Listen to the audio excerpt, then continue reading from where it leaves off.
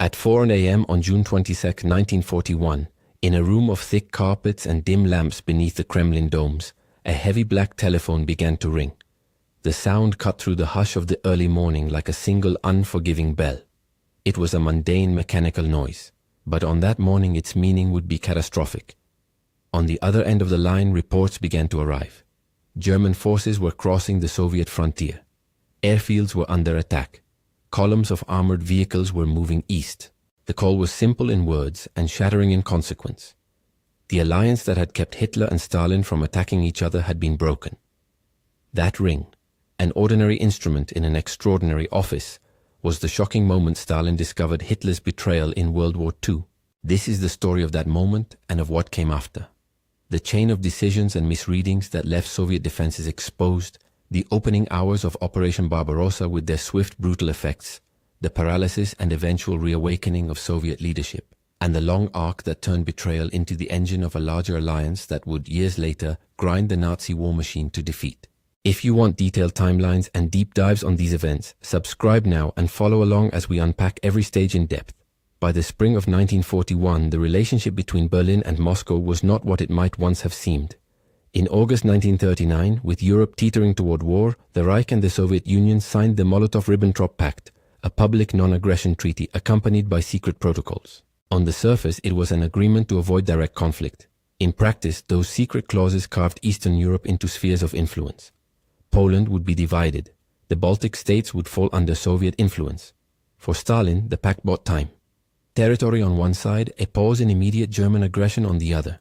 It provided strategic breathing room to rebuild and expand an armed force that had been badly weakened by the purges of the late 1930s. For Hitler, the agreement removed the danger of a two-front war for the moment and opened a window to focus on Western Europe. This bargain reshaped both states. The Soviet Union extended its borders into parts of Poland and the Baltics, absorbing populations and infrastructure. Economically and diplomatically, both sides pursued a pragmatic relationship. Trade agreements, raw material exchanges, and a tense but functioning normalcy. But beneath the formal courtesies, warnings accumulated in different forms. Pieces of evidence that, if connected differently, might have rewritten how the Kremlin prepared for war. Throughout the spring and early summer of 1941, intelligence arrived from multiple sources. Accounts indicate Soviet intelligence networks reported increased German troop concentrations, rail movements, forward supply depots, and unusual reconnaissance flights along the border. Some foreign services, British intelligence among them, sent warnings of German intentions. Reports from espionage networks in East Asia and elsewhere suggested a possible German offensive. Observers in border regions noticed that German units were changing to offensive formations. Railheads were busier than routine logistics required. But these pieces of intelligence did not arrive into a neutral, receptive mind. They entered a decision environment shaped by a prior bargain and by a climate of fear. The 1937-38 Great Purge had gutted the Red Army's senior leadership. Many experienced commanders were removed, arrested, or executed. Younger officers rose in an atmosphere where initiative could be perilous. Soviet command culture in 1941 was, by many accounts, constrained. Officers feared making moves that could be read as provocative or disloyal. At the Kremlin level, Stalin's own read of the international scene tended towards suspicion of British machinations and toward a strong belief that Hitler would avoid opening a second front while engaged in the West. The Molotov-Ribbentrop Pact had reinforced that calculation. The result was a filtering mechanism. Intelligence that might have been read as warning became instead data to be explained away. Reports were judged through the lens of an assumption, that Nazi Germany would honor the arrangement long enough to allow the Soviet Union to prepare. Orders from the higher command reflected this caution.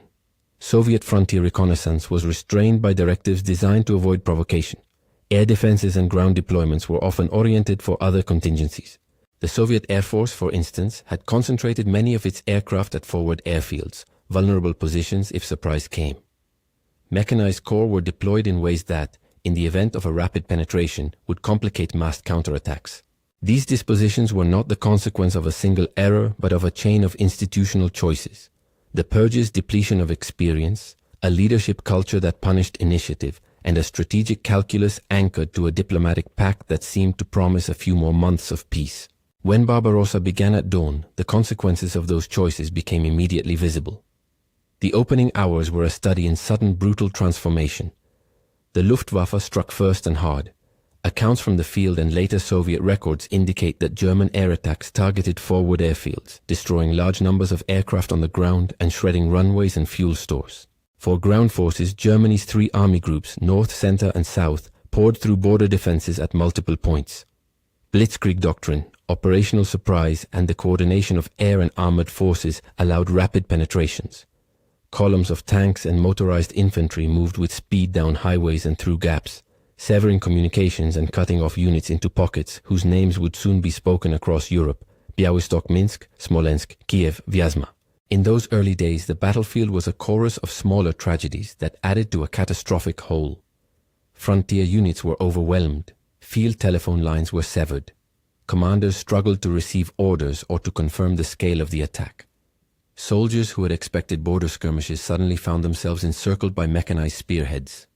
Civilians watched convoys and smoke on the horizon as towns and villages were caught in the tumult. The psychological effect on the rear, on the Kremlin, and on the nation was immediate. Back in Moscow, the news arrived as a sequence of messages and telephone calls. Senior commanders, including Semyon Timoshenko and Georgy Zhukov, sent urgent reports up the chain. Accounts indicate that their communications described air raids, German crossings, and rapid advances. Stalin's initial response, according to contemporary records and later accounts, mixed disbelief and searching for alternative explanations. Some suggested that a German action might be localized, unauthorized, or part of a deception.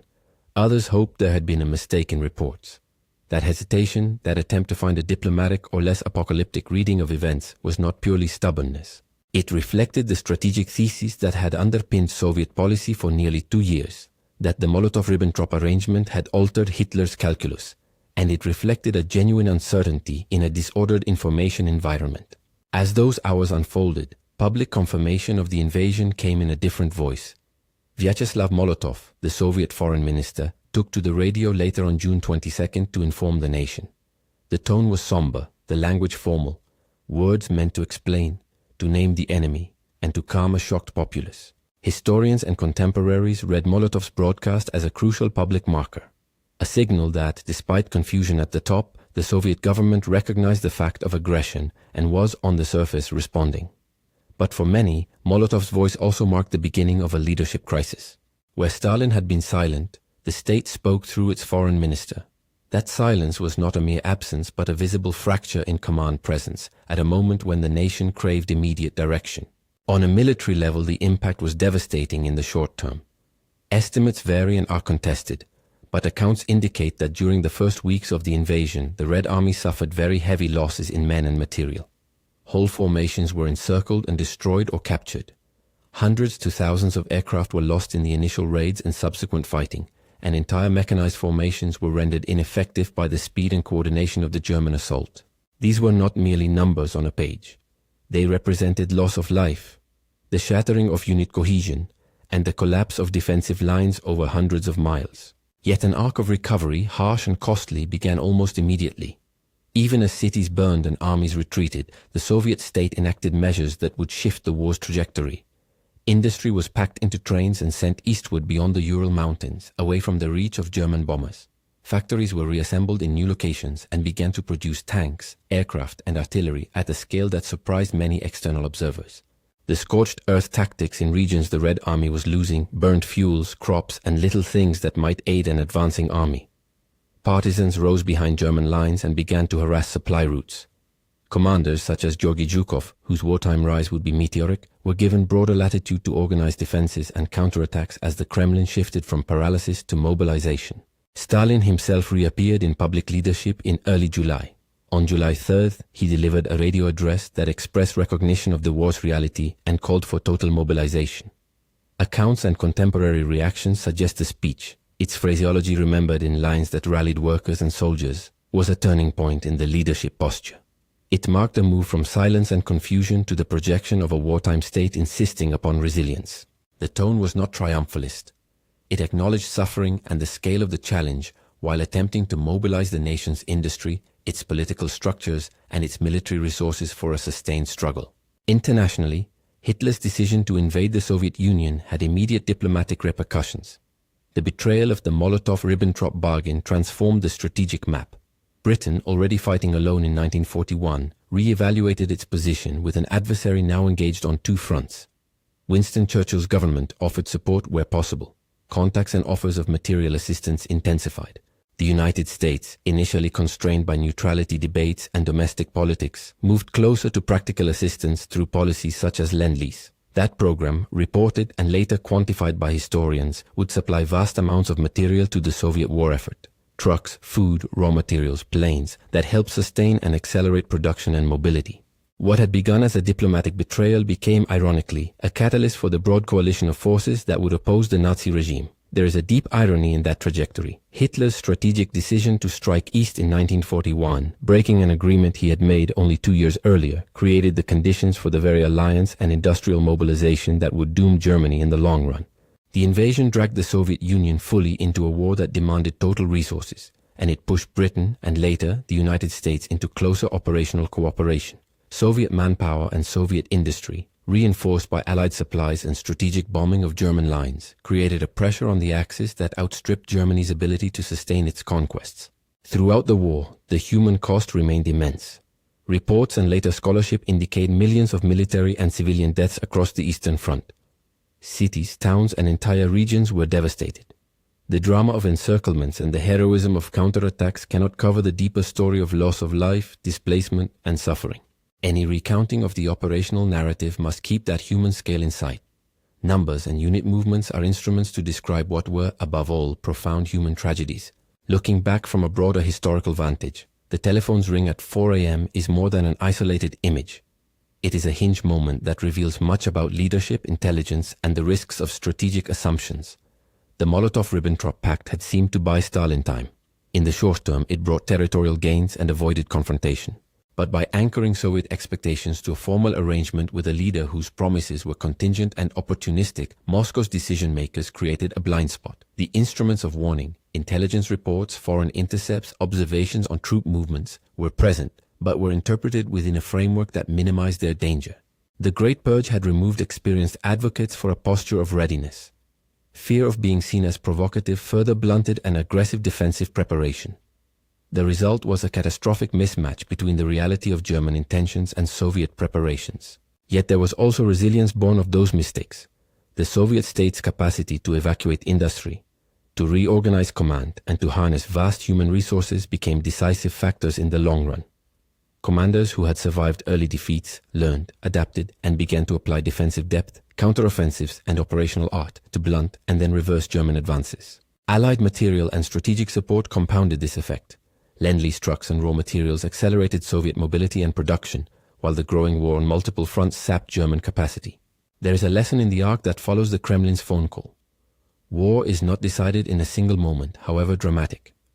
A single ring can announce betrayal and catastrophe, but recovery and victory require a sequence of choices, sacrifices, and systemic adjustments. In the case of the Soviet Union, the shock of betrayal, embodied by that early morning call, was the catalyst that forced the state into an extraordinary reorientation. It is impossible to erase the immediate human cost, and any account that dwells solely on strategy must never lose sight of that cost. Technically, the invasion exploited operational preparations and the Wehrmacht's experience in rapid combined arms maneuvers. Army Group North pushed toward Leningrad, intent on cutting the Baltic and isolating the city. Army Group Center drove toward Moscow with an emphasis on encirclement and deep operations. Army Group South sought access to Ukraine's resources and to open the path to the Caucasus. Soviet forces, divided and in many sectors taken by surprise, were forced into hurried defenses and piecemeal counterattacks. Classic battles and encirclements. Białystok-Minsk in late June, Smolensk in July, the enormous Kiev encirclement later, demonstrated both the initial operational success of the German assault and the growing capacity of Soviet forces to buy time and to adapt. Time in war is a critical currency. The more the Soviet Union could convert space into time, by trading ground for delay, by moving industry, by bringing new divisions into being, the more the strategic scales moved away from Germany. It would be months and then years before the full scale of that strategic shift took place. The Battle of Moscow in late 1941, the brutal winters, the tenacity of defenders and civilians, and the grinding attrition through 1942 and 1943 began to turn momentum. Each stage was costly, and each stage owed its possibility to the earlier decisions to reorganize and mobilize in the face of catastrophe. What then do we make of the title's promise that a single moment, the discovery of Hitler's betrayal, was shocking. The shock was concrete. Stalin himself learned in the pre-dawn hours that a former partner had become an immediate enemy. It was symbolic. The ring of a phone in a cavernous office indicated how brittle a diplomatic arrangement could be when founded on expediency rather than trust. And it was consequential. That realization precipitated a chain of military disasters, strategic recalibrations, and human suffering that reshaped the course of the war. At the same time, the moment exposed the hazards inherent in closed decision-making environments. Intelligence is only useful if it is interpreted against willingness to act. Warnings must be met with preparedness. The filter of prior beliefs, Stalin's commitment to the pact as a buffer, colored the reception of data and altered the chain of command's readiness to respond decisively. The Great Purge's institutional effects were visible in the reluctance of officers to act without explicit permission and in the depletion of experienced judgment at the highest levels. These dynamics are not merely historical curiosities. They are enduring lessons about how organizations handle surprise, how leaders manage dissenting inputs, and how systems can become brittle. The longer arc, the movement from betrayal to eventual strategic resilience, also carries its own lessons. Hitler's gamble in 1941 created an enemy that was vast in manpower and industrial potential. It thrust Germany into a long fight on multiple fronts. Allied coordination and the material bridge extended by Lend-Lease supplied Soviet forces with critical resources they had not anticipated receiving at scale. The interplay of Soviet endurance, Allied support, and German overreach generated conditions that would, by 1945, culminate in Nazi defeat. In the end, the telephone's ring remains a powerful historical image because it captures a pivot from illusion to reality. The Molotov-Ribbentrop Pact had seemed to rewrite danger into delay. The phone call at dawn rewrote delay into emergency. The immediate consequence, military catastrophe in the summer of 1941, was followed by one of the most remarkable recoveries and mobilizations in modern history. Yet every interpretive sweep must carry the gravity of loss with it. Millions of lives were extinguished or displaced, entire cities were razed, and the social fabric of vast regions was altered indelibly. Remember then the image that began this account. The heavy black telephone, the single ringing note that shattered an illusion. It marks the moment when historical contingency became historical fact, when a private signal in a public office announced a betrayal that would reshape the 20th century. That ring forced choices, revealed institutional weaknesses, and set in motion responses that, in their ferocity and their cost, redefined nations. If you want to continue exploring this episode, there is a companion deep dive that maps the opening days of Operation Barbarossa in operational detail, and another episode that examines Stalin's July 3rd radio speech and its political implications. Watch the linked video on Operation Barbarossa the opening days to see animated battle maps and primary source excerpts. And if this narration helped you understand how that single morning altered the course of the war, like and share this video and subscribe for more long-form historical analyses.